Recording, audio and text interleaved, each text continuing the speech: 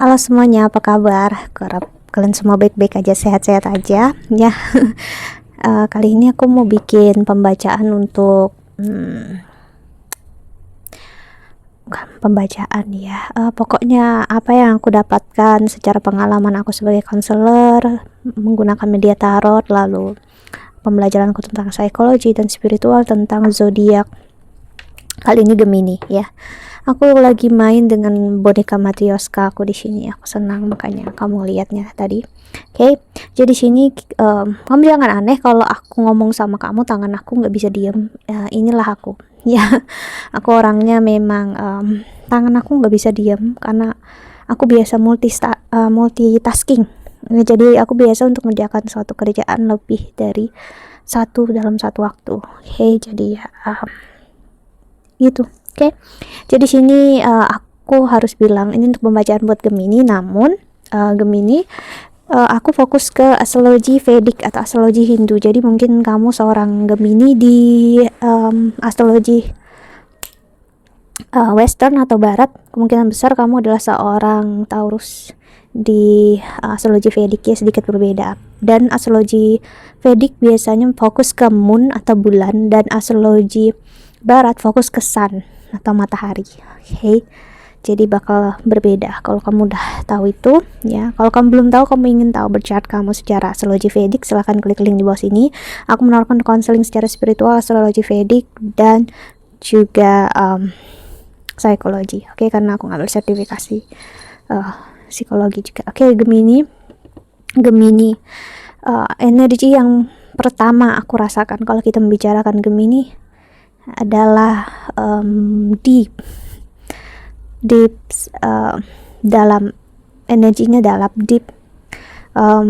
deepnya beda sama Scorpio tuh deep dan intense ya.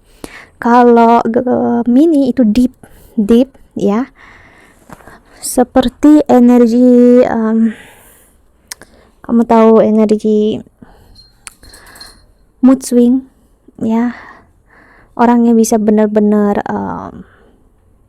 kalau nangis sangat ya, orang yang bisa dibilang seperti empat ya. Energi Gemini adalah seseorang yang sangat perasa. Aku kebetulan sering berurusan dengan klien yang mempunyai rising Gemini ya di Vedic, itu pasti aku bisa bilang 98% lah ya. Setiap kali dia ngomong sama aku pasti sambil air matanya keluar dengan emosi menggebu-gebu, kayak aku nggak bisa gini, aku bilang, karena itu tadi energinya adalah deep. Pokoknya kalau dia udah membicarakan tentang hatinya, emosinya, dia bakal deep. Dan bahasa seorang Gemini adalah bahasa air mata sih, karena itu adalah proses pembersihan untuk Gemini ya.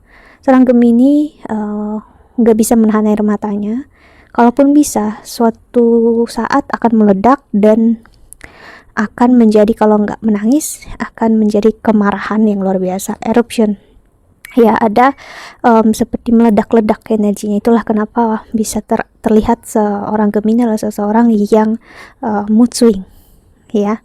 Tiba-tiba marah banget ya, nanti tiba-tiba baik gitu ya. Bukan kenapa, karena akumulasi di dalam emosinya dia itu ya, sangat menggebu-gebu, deep, dalam, intens. Dia enggak Scorpio akan deep, dia dalam dan ditekan ke dalamnya, dan ibaratnya kayak menjalar ke dalam dirinya dia ya, ibaratnya jadi sakit, kecewa gitu.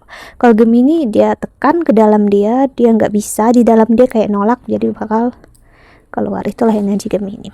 Itulah Gemini pasti bakal secara nggak langsung mencari seseorang yang bisa menjadi gurunya, yang membantu dia secara spiritual, mengerti emosinya, mengerti pemikirannya dia. Jadi seorang Gemini butuh sekali seseorang yang sosoknya mempunyai kualitas Sagittarius ya, orang yang bisa membantu dia untuk melihat banyak hal dalam sisi positif. Karena energi Gemini bukannya dia nggak positif, no, justru positif, orangnya menerima, hanya aja memang kalau udah merasakan sesuatu ya seperti itu.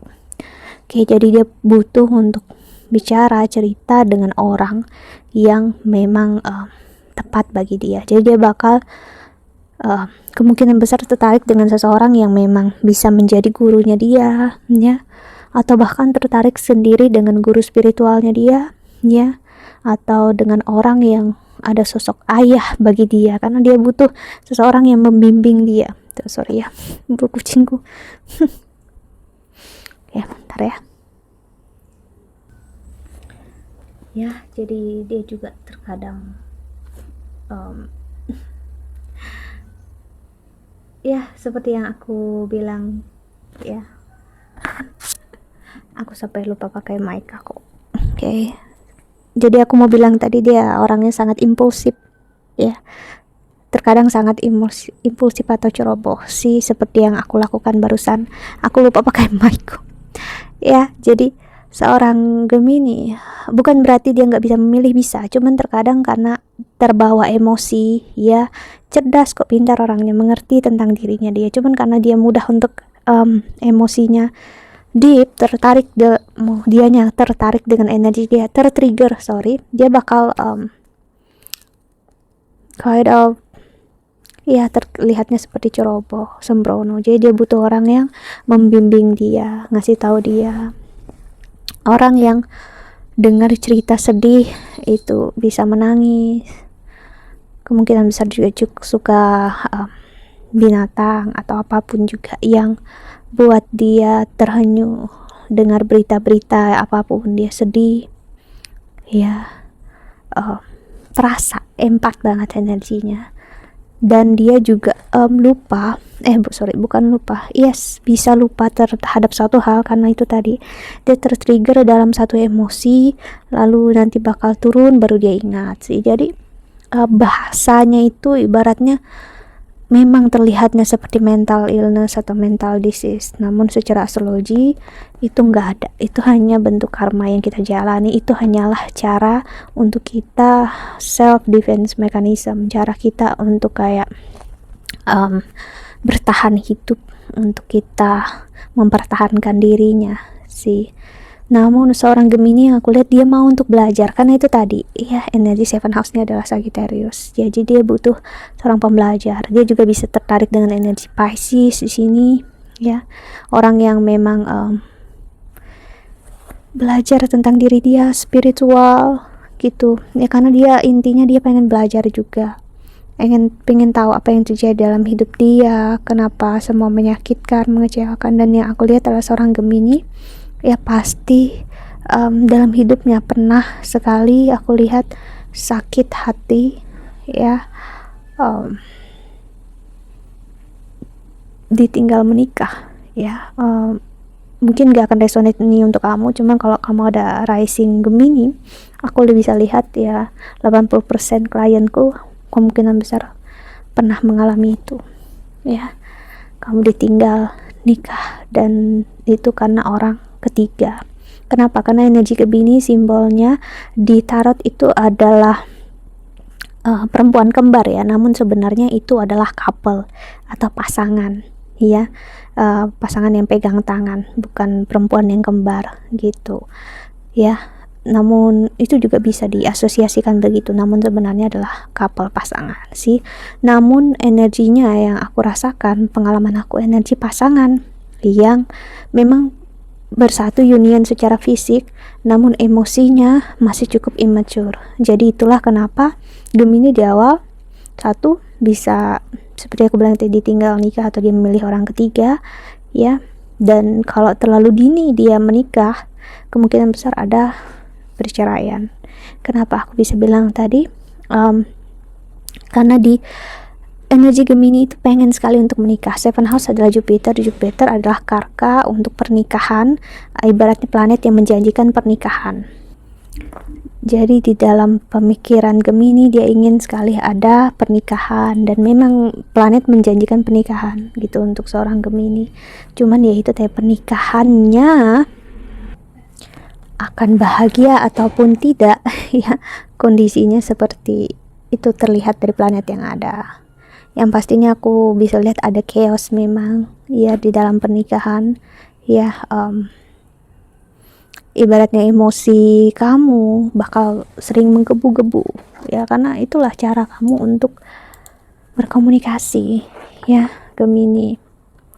Banyak hal yang kalau kamu belum siap, belum dewasa dalam pernikahan, ekspektasi kamu akan pernikahan bisa hancur. Itulah kenapa. Dan Jupiter itu matang sekitar umur 28 tahun ya. Jadi memang lebih baik kamu menikah di atas umur 28 tahun. Misalnya kamu yang belum menikah Gemini, karena saat itulah Jupiter return, karena Jupiter ada di 7 house-nya kamu ya. Dia akan memang memberikan janji pernikahan, namun kamu harus paham ada planet apa yang mempengaruhi 7 house kamu, atau ada conjunction dengan planet apa ya. Karena kalau dia conjunction dengan Saturn ya, itu nggak begitu bagus, bakal restricted. Kamu bisa aja menikah, namun pernikahan kamu bakal cold atau bisa divorce gitu ya. Ataupun kamu harus bertahan di hubungan atau pernikahan yang kamu ingin keluar namun gak bisa gitu. Jadi kamu bakal jadi kesakitan, dan akhirnya kamu keluar dari hubungan itu, kamu ngulang pola yang sama sih. Karena setelah Jupiter return akan ada Saturn return, dan Saturn return ibaratnya bakal double lagi. Apa yang udah terjadi Jupiter bakal terjadi lagi di Saturn return. So untuk Gemini pribadi aku sendiri ya, untuk pengalaman aku sarankan memang seperti itu ya. Karena walaupun kau mencari sosok yang dewasa, belum tentu dia memang benar-benar dewasa, belum tentu dia benar-benar bisa ngehandle kamu. Sebenarnya nggak perlu benar-benar dewasa ataupun enggak, yang pastinya dia bisa nggak ngehandle diri dia dan menghandle kamu. Intinya kuncinya kan di situ ya. Karena untuk Gemini ya, kamu itu perlu untuk ibaratnya kayak ditenangi ya, ditemani, pengen ngerasa dicintai dan disayangi ya. Kalau udah stuck di dalam hubungan, kamu bisa bertahan namun kamu sakit, kecewa, kamu gak bahagia, kamu mau keluar dari sana namun takut ya, entah karena dananya atau apapun juga kamu masih butuh dari suami, bisa kayak gitu. Itulah kenapa Jupiter ngasih lihat di 7 house-nya kamu ya, untuk tidak bergantung dengan pasangan, tidak bergantung dengan suami ya. Kenapa? Karena kita nggak tahu ya jalan kita, karma kita di kehidupan ini, kita mendapatkan suami yang seperti apa ya. Dan naturally-nya ya, seorang Gemini itu adalah sebenarnya orang yang lembut ya, penyayang, entrepreneur ya, seseorang yang energi air sign di sini. Dia orang yang memang senang untuk explore ya, belajar hal baru, banyak berteman ya. Namun yang buat dia sakit adalah karena sensitif dan empati itu tadi, kamu bakal ngelihat banyak di dunia sana, di luar sana, orang yang fake ya. Gemini bakal ngerasakan itu karena energi empatnya, energi sensitifnya itu tadi. Karena di dalam Gemini ada sign Ardra atau naksyatra Ardra. Naksyatra Ardra itu energi yang memang pure, namun dia ibaratnya panas energinya ya. Cuman dia kalau benar-benar untuk sesuatu yang dia mau, dia inginkan, dia sangat tulus, dia sangat memberikan. Gak ada sama sekali yang namanya pamrih, itu energi Gemini, seorang Gemini gitu. Cuman dia kalau udah sakit, udah kecewa, dia sulit banget untuk seperti hal yang sama gitu. Maksudnya seperti awal kalian bertemu, dia bakal biasanya berbeda. Dia bakal jadi agak cautious, kayak apakah ini akan terjadi lagi gitu, dan apakah dia akan berubah. Namun baiknya Gemini, dia akan selalu memberikan kesempatan. Aku ngeliat Gemini selalu memberikan kesempatan terhadap pasangannya ya. Namun ya itu tadi, tergantung karma masing-masing. Mungkin karma pasanganmu yang gak begitu baik untuk kamu ya, dia akan selalu seperti itu, dan dia akan menjadi apa yang menjadi karmanya dia. Mungkin karma kalian gak bertemu ya, jadinya kalian bakal sakit dan kecewa.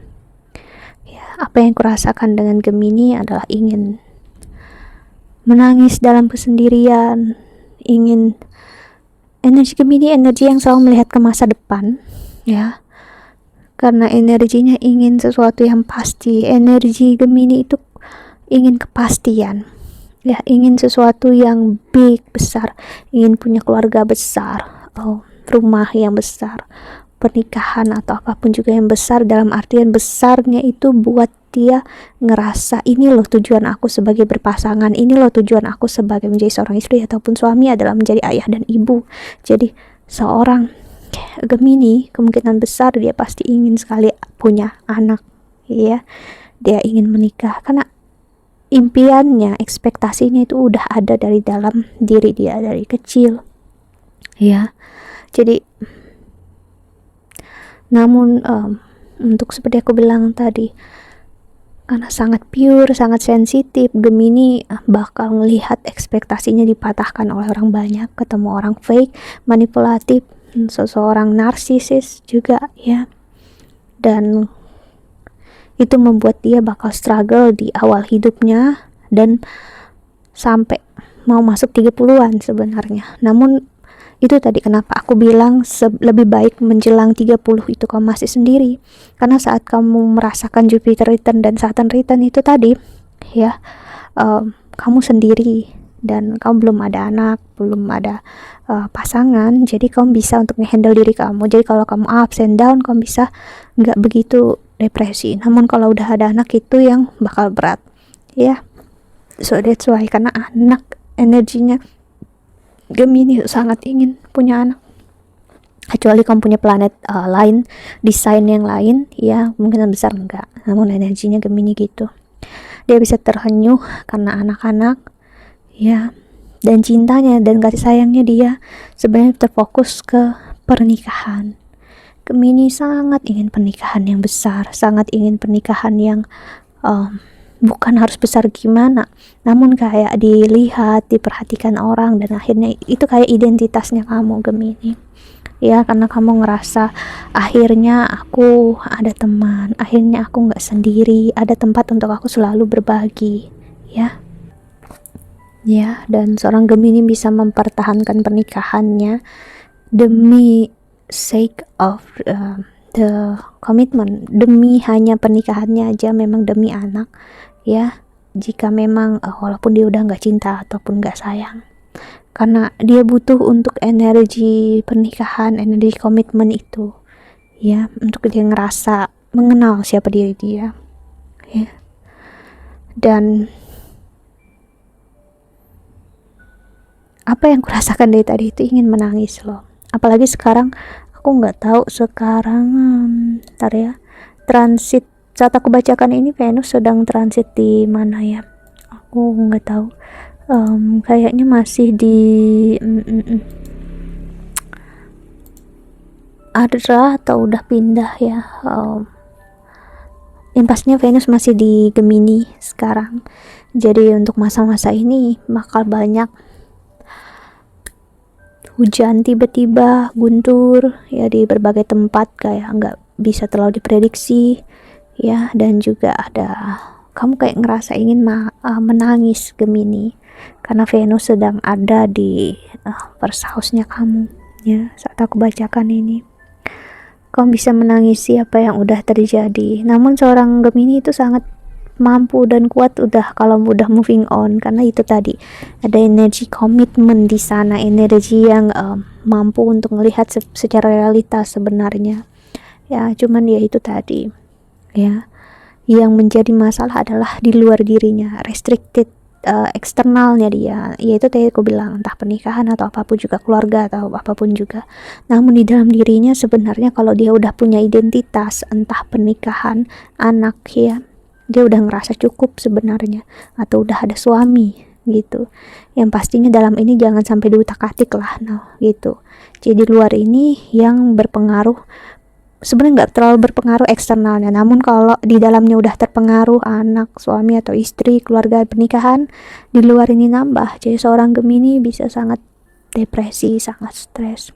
So untuk Gemini sendiri aku sarankan memang, terutama rising Gemini ya, atau ascendant Gemini, kamu perlu sekali untuk sering-sering bicara dengan orang yang mengerti keadaan kamu, konseling, ya, konselor, terapis atau psikolog juga bisa, psikiater gitu, ya. Cuman tergantung kebutuhannya kamu. Cuman kalau secara astrologi, secara tarot, karena aku bicarakan soal ini ya, lebih baik orang yang punya background astrologi juga tarot, karena kalau secara psikologi dia mungkin bakal ngelihat ke energi kesakitannya kamu, namun bukan apa yang keseluruhan bermain dalam hidup kamu. It's different, itu berbeda kan. Hey, so aku nggak bilang ini buruk, jelek atau gimana pun, no ya. Namun karena energi Venus di sedang transit, aku bicarakan transitnya juga ya, ini akan membantu kamu untuk melihat hal-hal manis dalam hidup kamu sekarang. Walaupun jadi seorang Gemini itu bisa bahagia, menangis dalam bahagia, aku ngelihat bisa ya, dan that's okay, nggak masalah, itu bahasa cinta kamu. Jadi untuk Gemini sendiri, air mata kamu adalah tempat untuk kamu healing ya, karena naturally-nya kamu bisa self healing. Seorang Gemini itu bisa menyembuhkan diri dia sendiri, yaitu dengan satu, dengan tangisan, dan kedua dengan marah-marah yang menggebu-gebu itu, energi mood swing itu sebenarnya bantu untuk menyembuhkan kamu. Hanya aja kalau secara psikologi, secara ya normalnya orang kasar mata orang di sana ya, kok dibilangnya kamu punya ini punya itu, no ya, itu hanya proses untuk mengeluarkan. Di mata aku nggak ada yang namanya mental illness, mental disease, itu nggak ada. Aku menyebutkan itu hanya untuk representasikan sesuatu hal biar kamu ngerti apa yang aku maksud gitu loh ya. Namun untuk di astrologi sendiri itu nggak ada, itu hanya ya ibaratnya seseorang yang memang begitu adanya sih. Kamu harus belajar menerima diri kamu yang seperti itu, Gemini, agar orang yang datang dan hadir memang untuk kamu juga menerima siapa diri kamu. Karena energi Gemini tendensinya dia keras ya, marah, emosi, namun dia bisa mengubah diri dia untuk jadi orang lain mau. Itu yang nggak begitu baiknya, karena kamu bakal kehilangan diri kamu ya Gemini, karena kamu takut nggak masuk ke dalam lingkup, nggak masuk ke dalam suatu space atau suatu komunitas ya, sosial atau apapun juga ya. Karena Gemini, semakin kamu berusaha masuk, semakin kamu nggak akan dapat apa-apa ya. Bukannya apa, karena mereka nggak akan bisa melihat intensi ketulusan kamu. Di luar sana banyak orang yang fake ya, apalagi kalau kamu terus memberikan ini memberikan itu ke orang banyak ya, mereka belum tentu bisa memberikan. Bukannya pak kamu pamrih atau apa, Gemini aku ngerasa nggak sama sekali pamrih, hanya aja kamu bakal bingung kenapa orang lain nggak punya deep connection kayak kamu gitu.